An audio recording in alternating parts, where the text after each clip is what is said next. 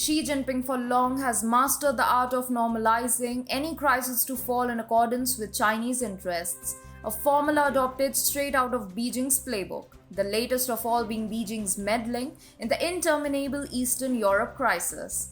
Hi and welcome to TFI Global, the foreign affairs and geopolitical analysis arm of the TFI Media Group. I'm your host, Vedika. Let's begin. Xi Jinping and the Chinese Communist Party for eons have tried to maximize their interests, notwithstanding their commitments to countries, even if for an all-weather ally like Russia. China is seeking ways to reclaim its pre-pandemic hegemony, which got spread from its own territory. China's economy is currently faced with numerous challenges erupting out of the COVID mismanagement and its foreign policy paralysis. So, China would be really looking forward to making a fortune out of the green agenda being pushed by the governments in the West. In line with this, China has already a long-standing agreement with Ukraine that compromises the Russian position. The CCP and Ukraine signed 11 agreements in December 2013, one of which was the joint declaration of Ukraine and China to deepen strategic partnership. If a nuclear state deployed nuclear weapons against Ukraine, China committed to providing a nuclear umbrella to safeguard Ukraine. China signed it despite knowing the differences between the Ukrainian government and Russia, one of its closest allies. This was an odd deal because Beijing professes to have a no first use policy, implying that it would engage in a nuclear war to protect a country other than China. Why did the CCP agree to such a deal?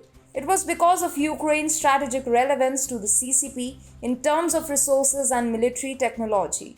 China was Ukraine's greatest commercial partner in 2021. And while the CCP is willing to show its strategic ambivalence in the current Russia-Ukraine crisis, it is obvious that in situations where Russia is left alone, China will make sure to maximize its interests, even if it is at the expense of Moscow. The CCP has military interests in Ukraine in addition to commercial relations. Ukraine, for example, contributed jet engine technology to People's Liberation Army Air Force Fighter Development Program, and a Ukrainian aircraft carrier eventually became the PLA Navy's first aircraft carrier. Second, the CCP could demand that its participation in the Russian operation be subject to certain conditions. The CCP, for example, could demand that the US and Europe pledged not to interfere in its annexation of Taiwan. Third, if the CCP can persuade Russia to stop and/or withdraw, it will be permitted to send its military forces into Ukraine to keep the peace under a mediated truce. This commitment would put the Ukrainians in a position where they would be competing for resources with two kleptocratic autocracies, Russia and China. Allowing PLA personnel from the Chinese Communist Party into Ukraine would be like letting the fox into the hen house. If Ukraine were to experience a political crisis, the PLA's position would be dubious at best and treacherous at worst.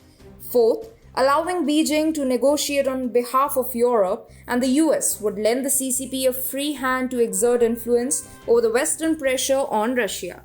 Ukraine has a lot of resources, but Russia has a lot more, which the CCP would gladly take advantage of.